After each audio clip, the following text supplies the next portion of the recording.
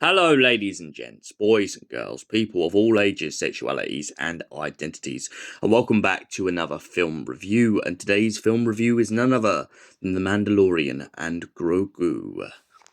Now, before we get into this review, I am going to issue a massive spoiler warning. So if you haven't got round to watching the film yet, I suggest clicking off this video in 5, 4, 3, 2, 1. So, The Mandalorian and Grogu takes place after the events of the Mandalorian series. And we find Grogu and Mando finding themselves in a heap of trouble as the rebellion asks them to take out a bunch of different survivors of the Empire. This neatly ties into a book I've been reading recently called Aftermath: Empire's End, where in that Han Solo and a bunch of bounty hunters go looking for the Empire on Jakku. Except from in this version, we find Mando is on what appears to be a snow planet, hunting down the last remnants of the Empire, who seem to be trying to build a giant syndicate. Now, of course, Mando knows that they have a lot of people on the Outer Rim. That's how the Empire has managed to survive for so long. But soon after managing to take down 1 or 2 Imperials, Mando finds himself in a new predicament. He has been hired by the Hutts to go and hunt down the Hutts' nephew in hopes of bringing them home. Now, Mando has been warned that the Hutts aren't people to mess with, and most importantly, he should stick to his task. After flying off to what seems to be a bit of a party district, Mando finds himself finding the nephew of the Hutts. He has become a gladiator in the ring, but what he doesn't realize is that he is in a position to die because the person who's been training him doesn't really care for him at all. Mando tries to convince the nephew of the Hutts this, but the nephew is too a little bit strong on his beliefs to believe Mando of anything, and most importantly, he knows that if he ever goes back to the Hutts, they will kill him. Mando doesn't believe this at first because he hasn't seen any proof of it, but he does decide to give him a little bit of the benefit of the doubt, up until the point that he finds out that he is going to get murdered. And so he tries to help the nephew of the Hutt escape, but ends up getting gassed and chucked into the arena. Midway through a fight with the Hutt, he finds himself in a position where he tries to yield and stop the fight, but full well knowing that the people in charge of the competition won't let Rudder the Hutt live. Instead, they would prefer that Jabba's son gets killed in the arena mercilessly and viciously.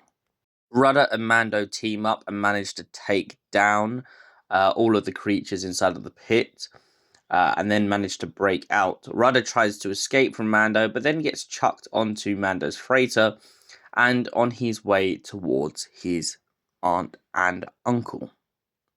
However, halfway through the trip, Rudder decides to tell Zeb and Mando the fact that the guy they're looking for is on a planet and is surrounded by a bunch of stormtroopers. The man is named Coin, and they manage to catch up with him.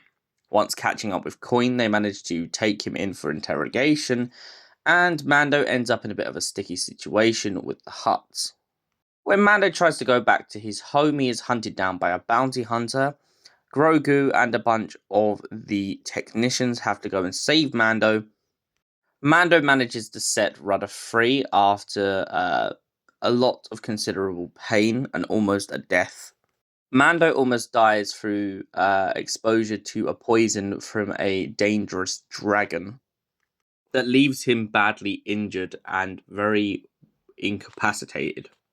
Luckily, though, Grogu manages to find a dragon-like creature in the forest who he keeps nicking fish from, who helps with Mando's poison. After this, Mando then breaks back into the Hutt's building. manages to take down most of their droid army, ends up getting them to fall down into a pit where he got poisoned by the giant dragon. Then Zeb and half of the rebellion turn up to save Mando's ass from what's happening and destroy the remnants of the droid army. Mando then returns back to the base and finds himself in a position in which he is basically free to go on his way. Rudder the Hutt thanks him for his mercy and the fact that he allowed him to be who he wants to be.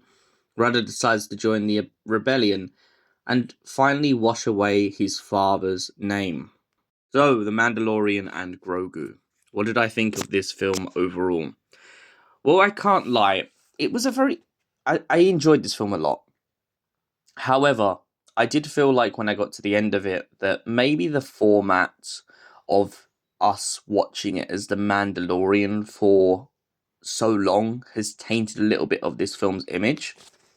This is most probably down to the fact that in the past, a lot of Star Wars films have relied on things such as super weapons and such.